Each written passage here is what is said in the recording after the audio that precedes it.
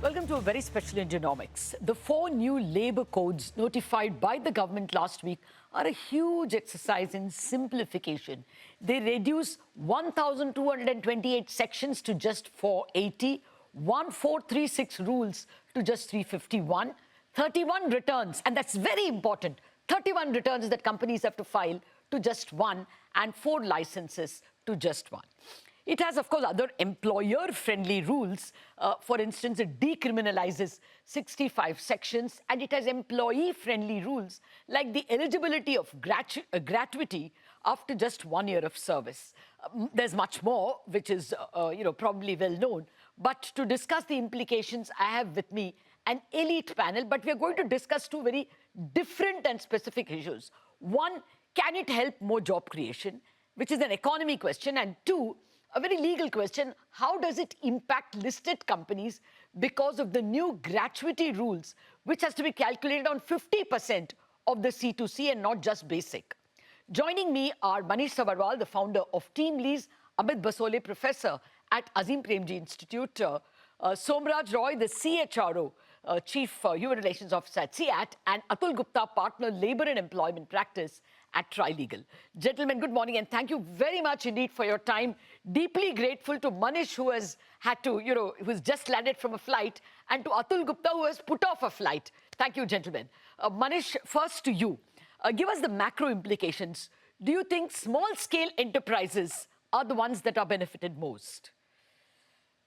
I mean, the 5 victims of India's labor laws have been MSMEs, they have been backward states, they have been women or labor market outsiders, and they've been farmers, right? The most embarrassing number about India 35 years after reforms began in 1991 is that 45% of our labor force is still on farms. The only way to help farmers is to have less farmers. You can't make farming viable with almost half your labor force. But the high-wage non-farm job creation in India has been limited, muted, and disappointing. And I think infrastructure, skills, and finance have shifted from being a dagger in the heart to a thorn in the flesh, right? They need to get better, but they have improved substantially in the last 35 years. But I think regulatory cholesterol, and a big emblem of that was labor laws, there's a lot other things, is possibly the only explanation why 35 years after reform, in the same period, China has moved 300 million people from farm to non-farm employment. I know I don't want to live in China, but I do admire them moving, 400 million people from farm to non-farm employment. So I think labor laws have held back India in various ways, but they have held back employers. There is no other explanation for 63 million enterprises translating only to 30,000 companies with a paid-up capital of more than 10 crores. Oh, yes, that's extremely well put in terms of numbers. Coming back to you, Manish, we'll handle the macro question and do the micro question as well of gratuity. Amit, first thoughts from you. Are you convinced, as an economist who concentrates on employment a great deal, that this is clearly liberalizing or liberating India's MSMEs? So thanks, Lata. It's definitely a very big step, right? It's one of the biggest things we've seen in a while, especially in this field. Now, when we talk about labor laws, you're always balancing 2 things: the rights or protections for workers and making employers competitive. And economics, going back to Adam Smith, we know that employers are in a more dominant position. That's the way the economy works. So the state has to step in to protect worker rights. I think everybody agrees on that.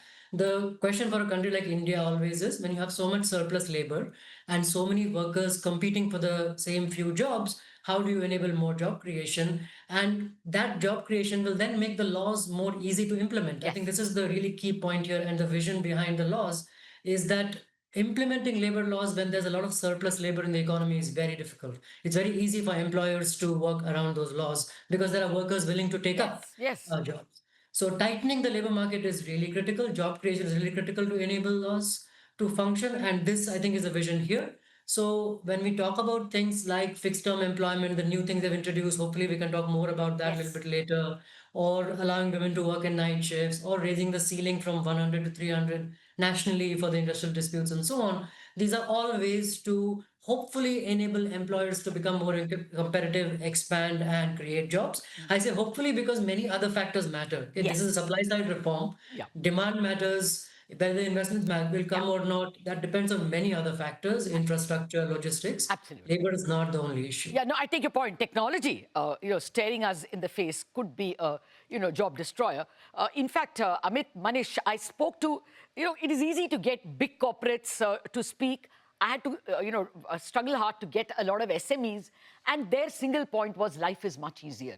ये जो number 2 का काम करता है cash का, वो लोग तो करते ही रहेंगे, लेकिन हमारे लिए the ability to compete with these informal guys is much better because, as Manish says, the regulatory cholesterol is much less. We have to spend much less time. The small industries are genuinely happy. I can tell you that. Will you create more jobs? I asked them. They said, "Arey, that will depend on our orders." No. All we are saying is life is easier. But they did not commit that they will be able to create jobs immediately. Now, with that, let me come to the formal sector big question, and then I come back to both of you for the economy questions. Somraj Roy, the big question that almost all the big corporates threw at me was, our gratuity bill will go up. Is that your worry as well? Thanks, Lata, to have me on board.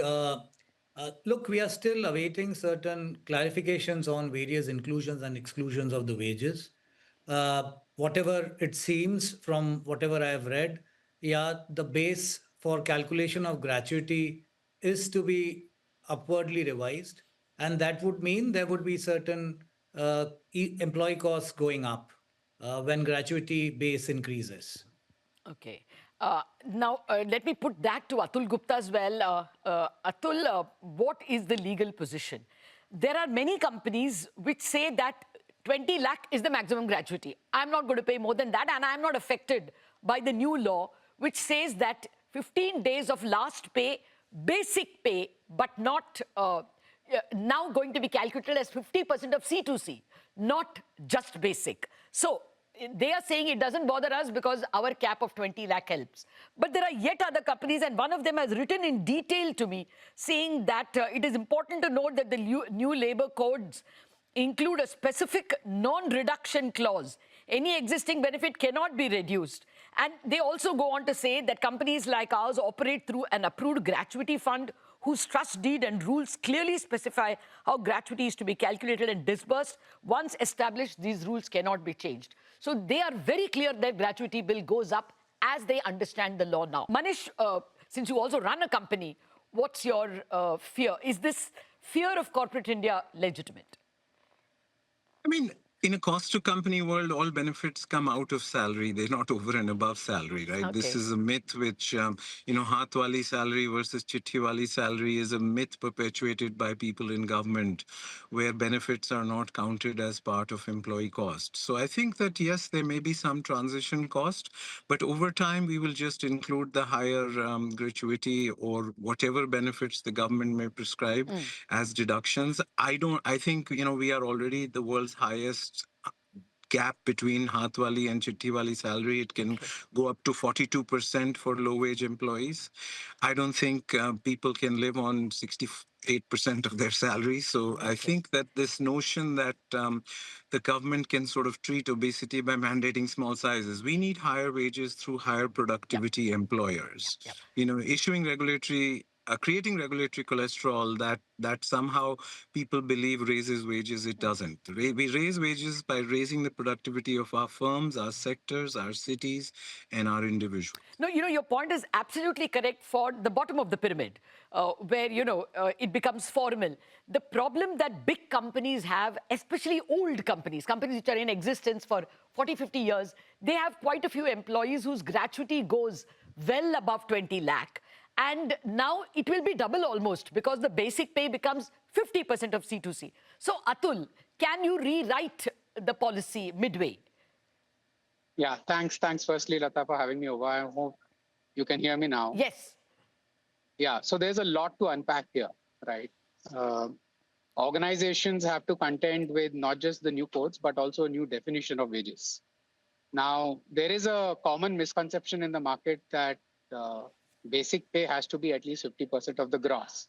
That's actually not an accurate reading. What has happened is that the definition of wages has changed. And under the old law, gratuity was paid only on two components, which is the basic pay and dearness allowance. Under the new law, the definition has expanded, and other guaranteed allowances could also be counted towards the calculation of gratuity. It could be even more than 50%, number one, right? Now, to your question of whether or not I have the ability to limit gratuity, yes, the old provision from the law, which has been repealed, has found its way into the new codes as well. There is an ability to now cap gratuity payments as before. The current limit of 20 lakhs still continue to apply, subject to any future notifications from the government. Okay. Okay. Right. The other issue that you No, the raised point is, is, even if that, 20 lakh cap is there, many companies are not respecting that cap. They are paying ex gratia, which is taxed. Now, that ex gratia is suddenly doubled for a section of employees. So can they change? Yes. So I don't think there is anything in the law which expects organization to continue to pay uncapped gratuity infinitely. Organizations will have to do an impact assessment to see how much their gratuity bill is increasing by and whether or not that's something that they can continue to budget for. If not, I do anticipate, and I don't see a legal bar in organizations capping their gratuity payments and grandfathering the accrued benefits for people who've already accrued a larger sum, but going forward limiting gratuity amounts to the legal limit. Okay. Right, which is currently 20. Got it. Which means a one-time hit as and when the rules are notified is possible. I want to check that with Somraj. Have to take a break. Back in a minute with more questions.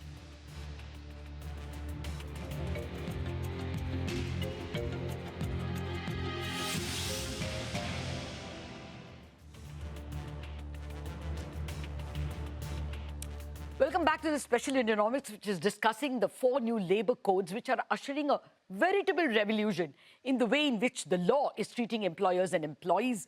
A great deal of simplicity, but we are discussing only 2 specific issues. One, the macro question of whether it can generate more jobs, embolden people to employ more, and the other specific issue of how listed companies or large companies may be impacted because of their gratuity bill. I've been speaking with Amit Basole, the professor at Azim Premji, Manish Sabharwal, the founder of TeamLease, Somraj Roy, the HR guy from CEAT, and Atul Gupta, the legal expert from Trilegal. Somraj Roy, to you, assuming that you cannot cap or you do not wish to cap the extra, gratuity that you all have been giving your employees earning over 20 lakh, how much will the hit be to earnings or profit?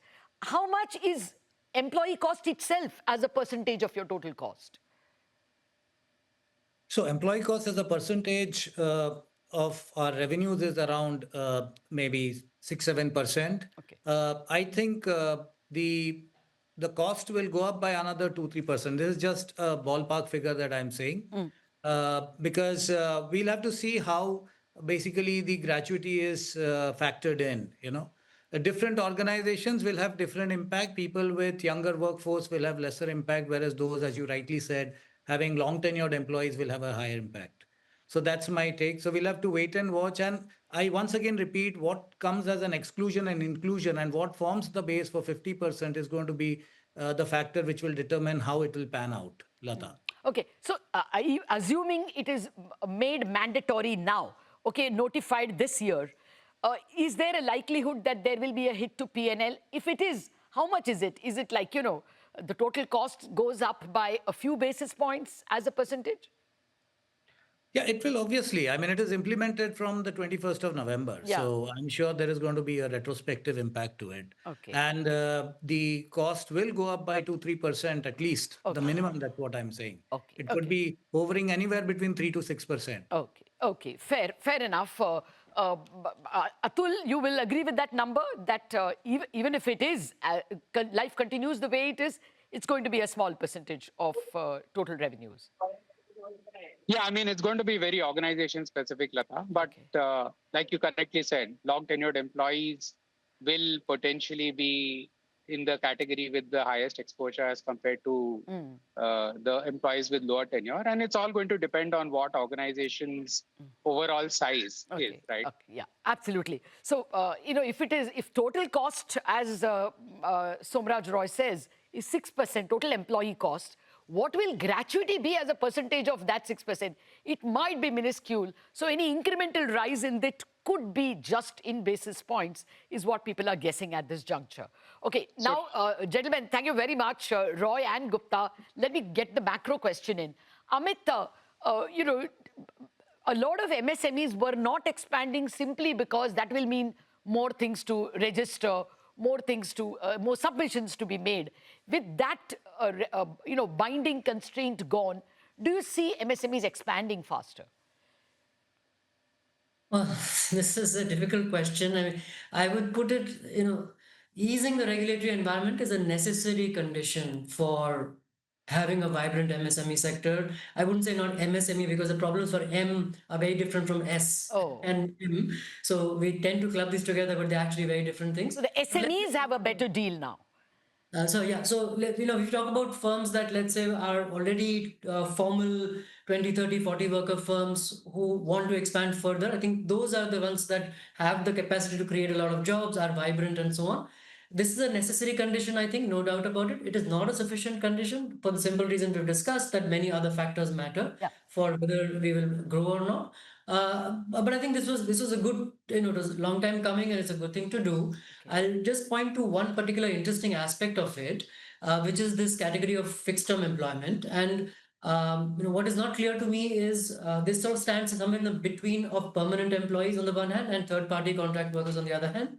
So the expectation is that firms will now have the ability to hire a lot of fixed term employees without worrying about long term implications for them. And they can in-house them. They don't have to do third party, but they will have the same benefits as permanent. That's the idea. But it's not clear to me whether employers will be incentivized to do this because the third party contract system still exists.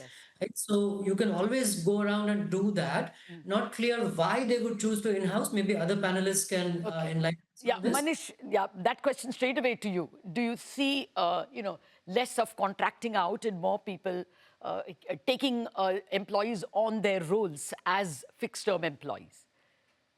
I think different companies will do different things. I don't think you can model it, depending on which sector you're in, depending on how your costs are fixed and how they're variable, how much seasonality you have in your demand side. So I think that modeling is really not important. I think the implication of the labor code, to your first question, is yes, I do think that MSMEs will create more jobs. I know labor inspectors used to paraphrase Talon and say, show me the company, I'll show you the crime.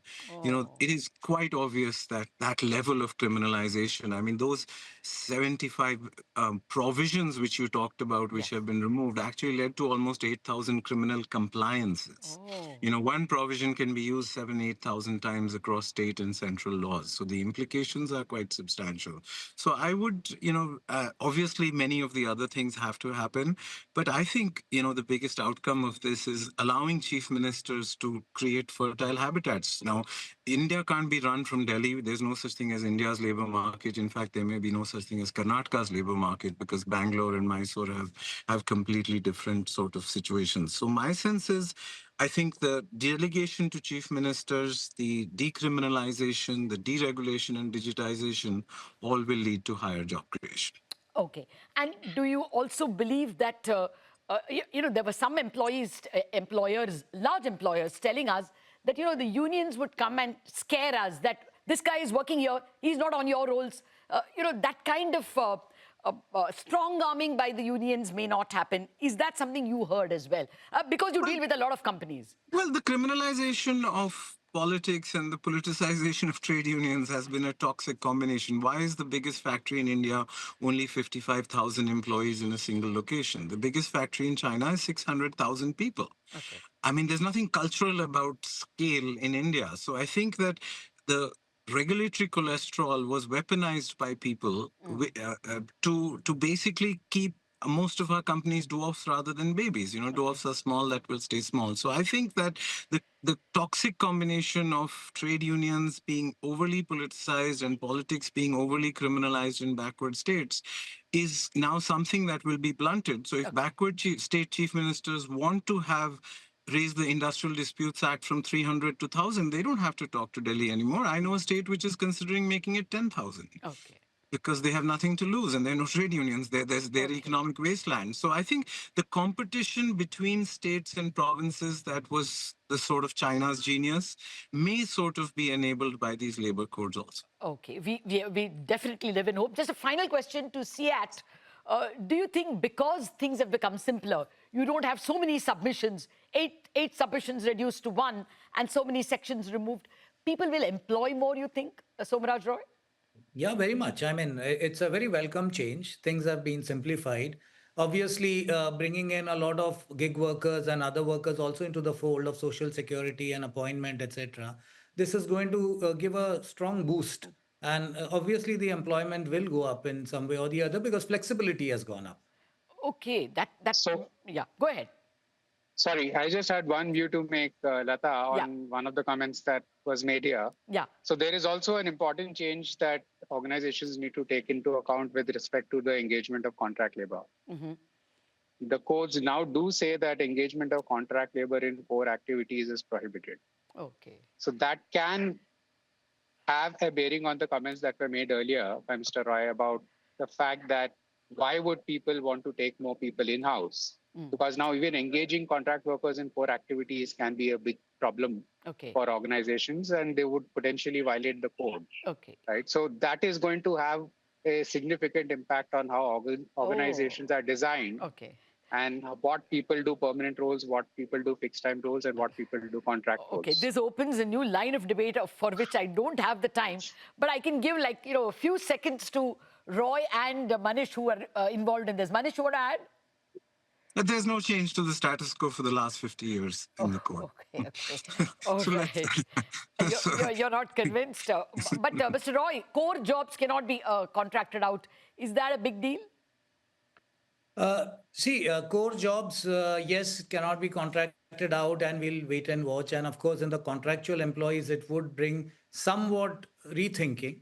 However, as Mr. Gupta also pointed out, I think the fixed term employees being brought in also adds to a lot of flexibility. To your question whether employment could go up, yes, there is a lot of flexibility in the system today. Okay. On that positive note, we have to call it a day because we're out of time. My deepest gratitude to Manish and Atul Gupta for, one for taking the call immediately after the flight and another for delaying the flight. My thanks also to Amit Basole and Somraj Roy. The positive is that both small, medium, all of them, small, medium and large companies are saying that they feel the regulatory burden less, simplification, flexibility, and therefore they could employ more. Clearly positive comments coming from Indian industry. Thank you very much for joining me, all of you. That's it on this edition of Indianomics. Thanks for watching.